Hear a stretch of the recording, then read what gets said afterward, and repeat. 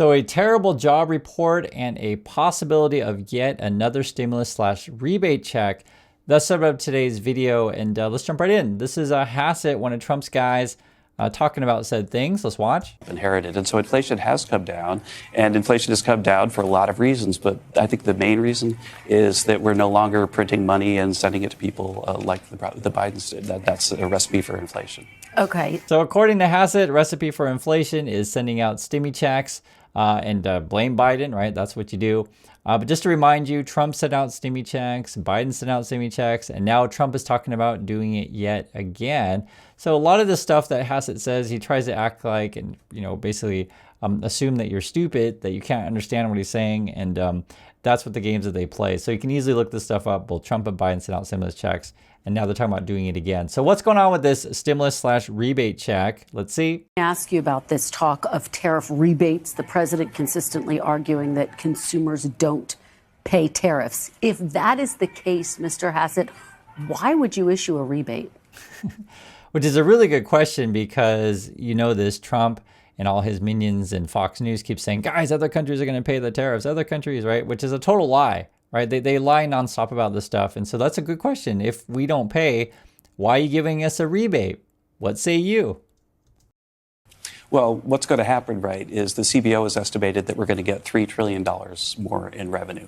And so what Congress is going to do when they see all that revenue is they're going to decide, what are we going to do with it? They could use it all to reduce the debt, or they could give some of it back to consumers. And the president looks forward to working with Congress in the second half of the year to decide on what the best way to use that money is. In fact, we think that the CBO estimate of $3 trillion is now pretty low given the new deals that we've had. What do you think Congress should do? Rebates or work to pay down the debt? Because you have, for example, some Republican senators, Senator Rick Scott, we ought to do everything we can to give money back to the American public, but we've got to first balance our budget. Mm-hmm. So that's what's going on. They are talking about it. Rick Scott, they're saying, is even talking about it. I give it a pretty high chance they're going to get some sort of rebate check. I think so. I'll say this, though. It's going to be a sort of scam in a way that I charge you, say, $2,000 to $3,000 more in tax, right? Basically the tariffs. And then I'll give you a couple $100 back and say, look how awesome I am to you. And if you're easily fooled by this kind of stuff, I feel sorry for you. I don't know what to say, but this is the game that they're going to play, right? Take more from you than they give back. And then when they give back, say, look how much I love you. Manipulating job numbers. Mr. Hassett, what evidence does the administration have that she manipulated the jobs numbers? Right. Well, what we've seen over the last few years is massive revisions to the jobs numbers. In fact, they were extremely reliable, the kind of numbers that you want to guide policy decisions and markets through COVID. And then when COVID happened, because response rates went down a lot, then revision rates skyrocketed, so that the typical monthly revision often was bigger than the number itself. And now we had a number that just came out. The actual number for the month wasn't so bad, but the 2 months before were revised down by more than had ever happened since 1968. So I want to highlight this part where he looks up, right? And now he's talking about some obscure thing in 1968. The reason why I'm pointing this out is that Hassett's not dumb. He's actually quite smart. He's just a liar. He has a PhD in economics. He went to my school, University of Pennsylvania. I'm telling you, the guy, he's not dumb. He's just a liar. And when you see this kind of stuff where they're very particular on a certain point, he's like, okay, I had this talking point memorized. You know that the stuff that they're saying is planned. So they're not just saying stuff by mistake. This is all planned by him. Daily Beast says this: Trump's boast of an economic boom gets brutal reality check. New York Post: Dow drops over 500 points as Trump tariffs jobs reports spook Wall Street. And the Times says markets fall as cracks appear in U.S. economy.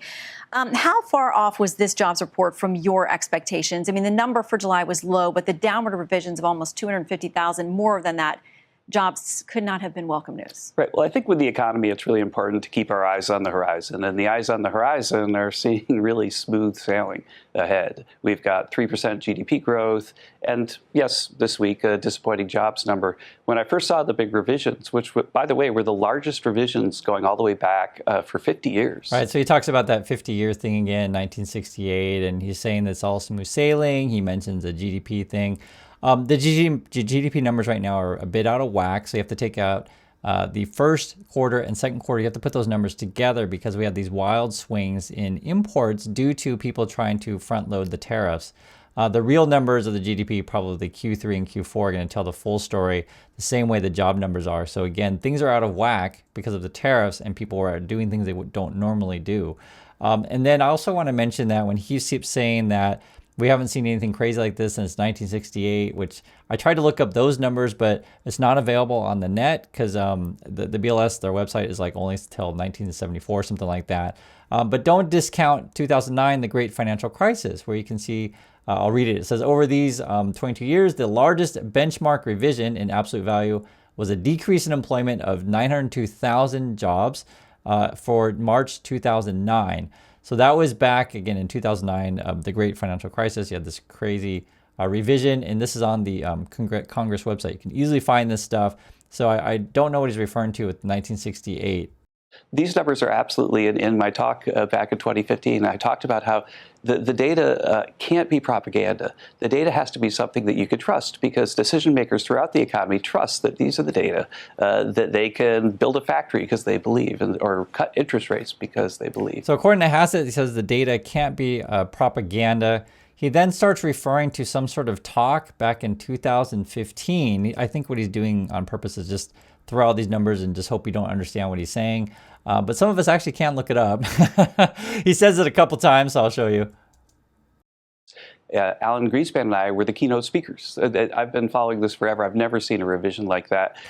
And in 2015, Alan Greenspan and I were asked to attend a conference at. So first he said that we were keynote speakers. Then he said we're asked to attend. He's talking about 2015. I actually looked this stuff up and I could find it. This was in Bloomberg, and what he seems to be saying doesn't seem to match with what Alan Greenspan was saying. Greenspan was talking about more about people's savings accounts and investment, this kind of stuff. And Hassett's making the claim that they were talking about data and BLS changing the way they do this stuff. So I don't know what Hassett's saying, and I couldn't find any record of Hassett being a keynote speaker. Maybe he was there. I wouldn't necessarily dispute that. But you just never know with this guy. You can easily look this stuff up again. There's no record suggesting Kevin Hassett spoke at the Labor Department in 2015. And he seems to be misportraying what Alan Greenspan said. So a lot of stuff that he does is a bit crazy, and that's Hassett. Now, regarding the BLS numbers, according to Axios, the BLS surveys 629,000 work sites. And essentially what's going on is a lot of them probably didn't respond on time, or some of them could have been closed. That's certainly a possibility. I've seen that. But the numbers are way off because the way they do the projections, meaning that the BLS will get, if they don't get the survey back, they'll do projections based on what would be considered normal times or normal, business hours, normal business operations. But because we're in a crazy economic, turmoil and economic chaos due to Trump, the same way that, say, we saw crazy economic chaos during COVID, we're basically seeing the numbers that are hard to get a good read on. And so, whether or not the numbers are going to be good this month or be revised again, I would say most likely be revised again because it's hard to collect data when everyone's in chaos all the time. So that's a simple explanation for that. And so I think that the underlying strength is the headline for me. The big downward revision is something of a puzzle.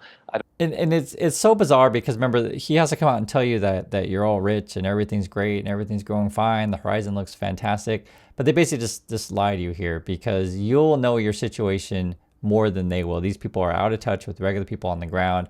Everything that I'm hearing from regular people is that it's a real struggle out there. Things cost more and the job market is terrible. I mean, it's not a shock to us. It's a shock to them because they're not connected to the regular people. And what does a bad leader do when they get bad news? Shoot the messenger. And Senate Minority Leader Chuck Schumer was among those, saying this is an authoritarian move by somebody who doesn't like the underlying data. Look, the fact is that when the data are unreliable, when they keep being revised all over the place, then there are going to be people that wonder if there's a partisan pattern. So blame Biden again. That's what they're going to do. That's their strategy. When in doubt, blame Biden. People think, what are they doing? I got to tell you that if I were running the BLS, I don't aspire to. If I were running the BLS and I had the biggest downward revision in 50 years, I would have a really, really detailed report. So now he's calling for a really, really detailed report. But this comes at a time when they want to defund the BLS. So do you guys understand these games that these people are playing? Give me a real detailed report. What's wrong with you? Oh, and by the way, I'm cutting your funding so you have less staff, right? There's been certainly some question on the reliability of the numbers, but in my opinion, then that's when you would actually want to fund employees in the government and fund staffers so they can do their job, opposed to trying to cut their budgets. So there was a statement out by a number of former BLS commissioners, including the one that President Trump had in his first term, and they said it's not good to cast aspersions on what's being done because it's a formula. It's used the same way every single time. So are you saying maybe the formulas, the calculations need to change? What would you do differently? Right. That's right. They have to get back to ground zero and look at why the numbers have started to be so unreliable. And why did the numbers not really pick up the gig economy and so on? But again, to put it in perspective, over the last, or I'll go back to COVID, pretty much the numbers were really reliable until COVID. And then during COVID, the numbers got very unreliable. They got revised all the time, all over the place. But we kind of understand why that would happen because people aren't really filling out surveys. Right. So he actually understands that people aren't filling out surveys, et cetera, sort of situation when people are in economic chaos like COVID. And now we're in the same situation under Trump's tariffs, right? So again, this guy is smart enough to basically know he's lying, but he continues to do it anyway. When we ask people what they think about how the economy is doing for them personally, 67%, our most recent poll said fair or poor. Only 32% of them say excellent or good. And consumer spending is driven by perception. It's slowed across a lot of sectors. People are worried about where the tariffs are going to lead as well. The Yale Budget Lab has done this assessment where they talk about the impact of what they know of the tariffs that we have on the table so far. Their bottom line is it's an average household income loss of $2,400. And this is actually correct. So this is the Yale Budget Lab, and you can see the stuff. They'll update it every couple of weeks. They're talking about the tariff rates being similar to the 1930s, which is Great Depression era. We're talking about costing regular families a lot of money. And then the Trump people, come out and just say, money bags, money bags, money bags. Look at all this money we're getting from taxing you. No, seriously, that's what they're doing. It's crazy, and they act like you're all getting rich. And so this is how they gaslight you. It's frustrating to go through this stuff, but I want to call it their lies because a lot of people will fall for it, unfortunately. What do you say to calm the consumer to tell them that spending is okay at this point? Well, the consumer disregards partisan analyses like the Yale Budget Lab. If you go look at the list of people who are on it, you'll understand what I mean. And they look at the numbers that they see. So right now, the Congressional Budget Office has said that we're looking at about $3 trillion in new tariffs in the United States. That's something that's really going to help us balance the budget. And all inflation numbers are lower than they've been in 5 years. And so the idea that the tariffs are going to set off inflation and set off a recession is just not in the data. So he's going to claim that everything's great. He's going to say that if the data doesn't look good, or if the Yale Budget Lab puts out stuff that we don't like, it's because they're all Biden people. That's the arguments they make all the time. He was the last commissioner of the Bureau of Labor Statistics. He was appointed by President Trump. He was sharply critical of this decision to get rid of his successor. I want to read you what he wrote. He says, quote, "These numbers are constructed by hundreds of people. They're finalized by about 40 people. These 40 people are very professional people who've served under Republicans and Democrats. And the commissioner does not see these numbers until the Wednesday prior to the release on Friday.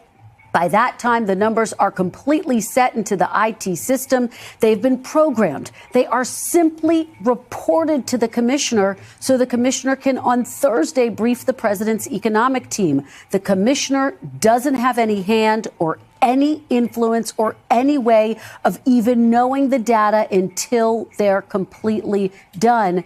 Isn't this the very definition of shooting the messenger? No, absolutely not. I mean, the bottom line is that there were people involved in creating these numbers. And if I were running the BLS and I had a number that was a huge politically important revision, the biggest since 1968, actually revisions should be smaller, right, because computers are better and so on, then I would have a really long report explaining exactly what happened. So that's someone that worked under Trump was saying, guys, these are just nonpartisan people trying to put out good data the best they can. I think Trump's going to try to fire the head and then 40 people, involved with said department, and then they'll just make stuff up. That's sort of what I think is going to happen, to be perfectly frank. Just to be very clear, I mean, there are 40 people. put these numbers together? Is the president planning to fire all 40 people involved in putting these numbers together? We're going to try to get the numbers so that they're transparent and reliable. President Trump himself was happy to accept the jobs numbers issued under McIntyre's leadership when the numbers were good. Take a listen to what he said in the past. The numbers were much better, as you know, than projected by the media. In 3 months, we have created 350,000 jobs. Think of that. A lot of jobs are being created. That's what happened this morning. We saw the jobs. So is the president prepared to fire anyone who reports data that he disagrees with? No, absolutely not. The president wants his own people there so that when we see the numbers, they're more transparent and more reliable. And if there are big changes and big revisions, we expect more big revisions for the jobs data in September. So Trump wants his own people there. As you can see, that's what they're talking about. And if he likes the numbers, oh, you did a good job. If he doesn't like the numbers, oh, you did a bad job, you're fired. And so this sort of culture shows you that working under Trump, he just wants people to give him good news. And if he doesn't get the good news, you're out, and we'll find more other people to give you good news and lie. That's essentially what Trump wants. So I want to hear your thoughts on this. Do appreciate your time, and I'll catch you all in the next video.